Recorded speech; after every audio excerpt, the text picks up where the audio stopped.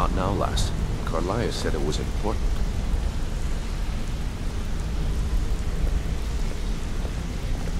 Not now, lass. Carlia said it was important.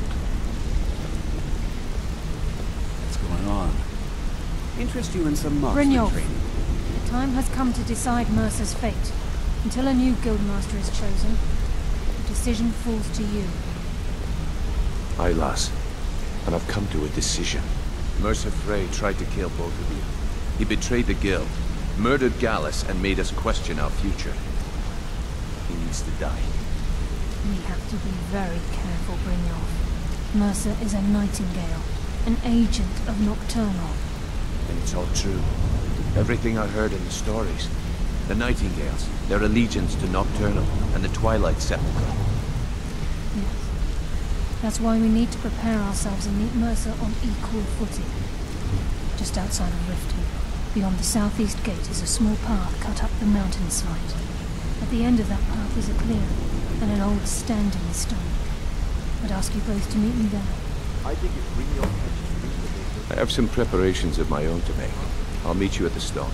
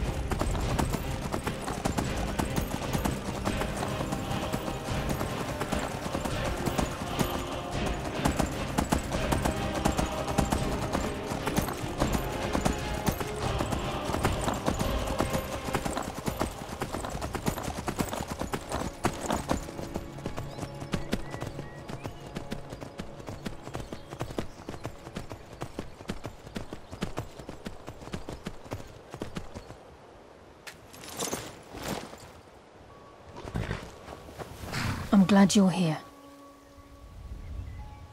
This is the headquarters of the Nightingales, cut into the mountainside by the first of our kind. We've come to seek the edge we need to defeat Mercer Frey. If you'll follow me, I'll try to explain on the way.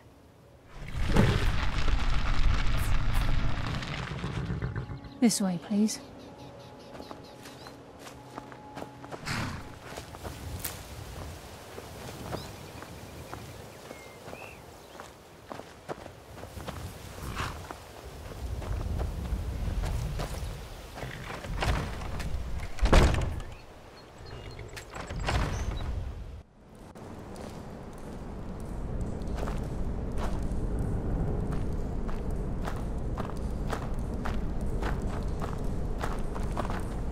So this is Nightingale Hall. I heard about this place when I joined the guild, but I never believed it existed. The assumption that the Nightingales were just a myth was seeded within the guild on purpose. It helped divert attention from our true nature. What's wrong, Brynjolf? I can almost hear your brow furrowing. I'm trying to understand why I'm here, lass. I'm no priest, and I'm certainly not religious. Why pick me? This isn't about religion, Brynjolf. It's business.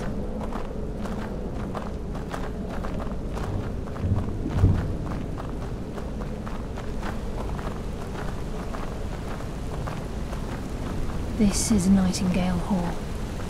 You're the first of the uninitiated to set foot inside in over a century. Now, if you'll both proceed to the armory to don your Nightingale armor, we can begin the oath. I think we should trust the lass and take the deal.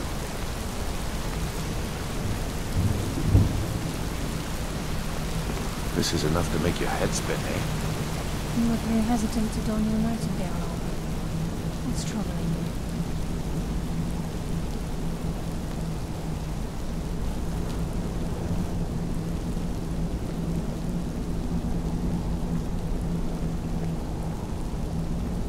You appear hesitant to don your Nightingale armor. This is enough to make your head spin.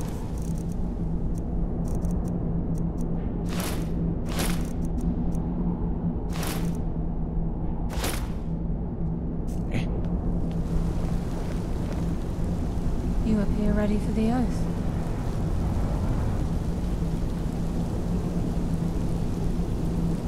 Time's wasting, and Mercer's still out there.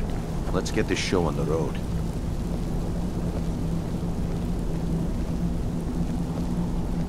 Time's wasting, and Mercer's still out there. Let's get this show on the road. You appear ready for the oath.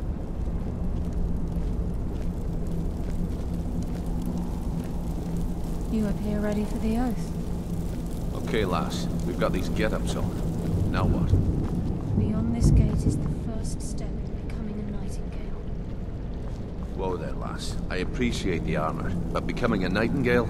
That was never discussed. To hold any hope of defeating Mercer, we must have Nocturnal at our backs. If she's to accept you as one of her own, an arrangement must be struck. What sort of arrangement? I need to know the terms. The terms are quite simple, Brynjolf. Nocturnal will allow you to become a Nightingale and use your abilities for whatever you wish. And in return, both in life and in death, you must serve as a guardian of the Twilight Sepulchre. Aye, there's always a catch. But at this point, I suppose there isn't much to lose. If it means the end of Mercer Frey, you can count me in. What about you? Are you ready to transact the oath with Nocturnal? Good. After I open the gate, please stand on the western circle.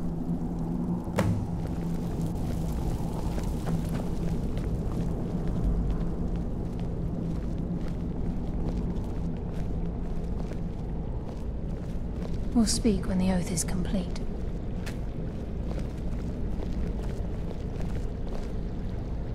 We'll speak when the oath is complete.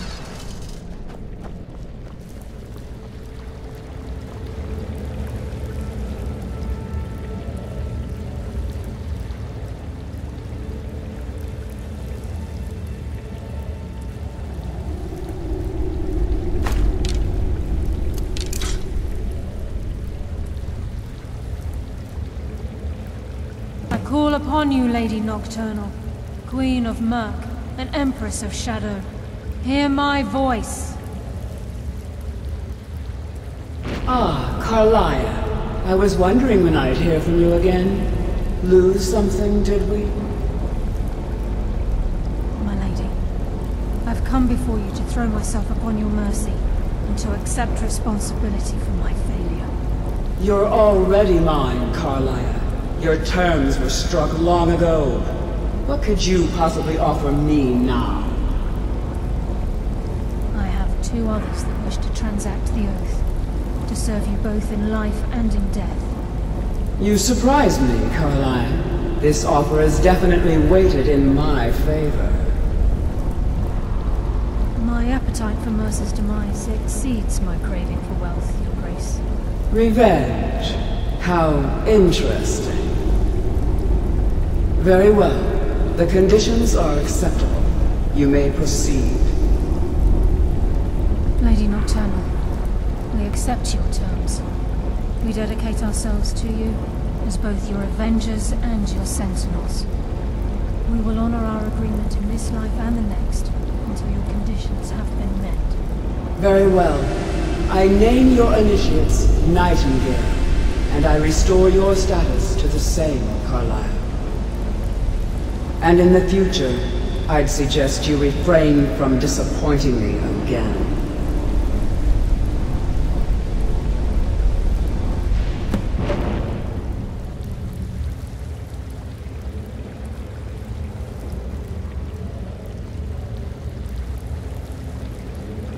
Now that you've transacted the oath, it's time to reveal the final piece of the puzzle to you. Mercer's true crime. Mercer was able to unlock the Guild's vault without 2 keys because of what he stole from the Twilight Sepulchre, the skeleton key. By doing this, he's compromised our ties to Nocturnal and, in essence, caused our luck to run dry. Well, yes, but the key isn't only restricted to physical barriers. All of us possess untapped abilities, the potential to wield great power securely sealed within our minds. Once you realize the key can access these traits, the potential becomes limitless.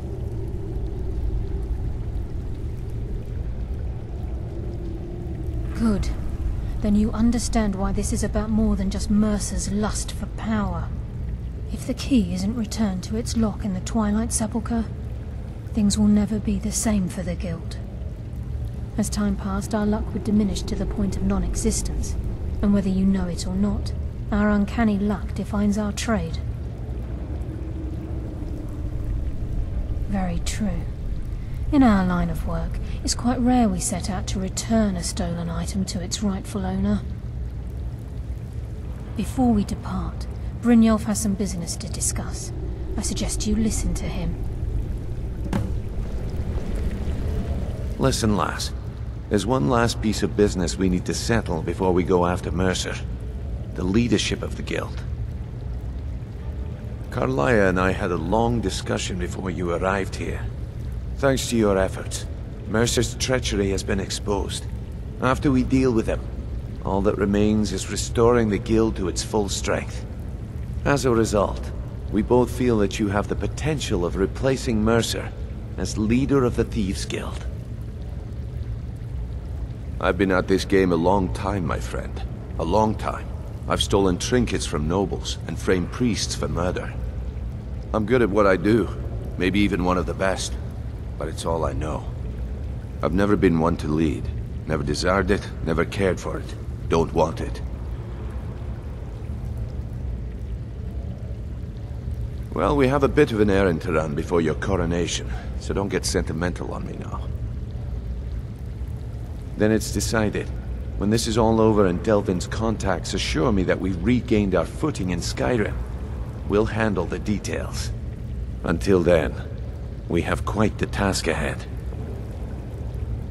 I've been poring over the plans you brought us, and I'm convinced the eyes of the Falmer are in the Dwarven ruins at Erkenthand. Carlia and I will meet you there. Prepare yourself, lass. This will be a fight to remember.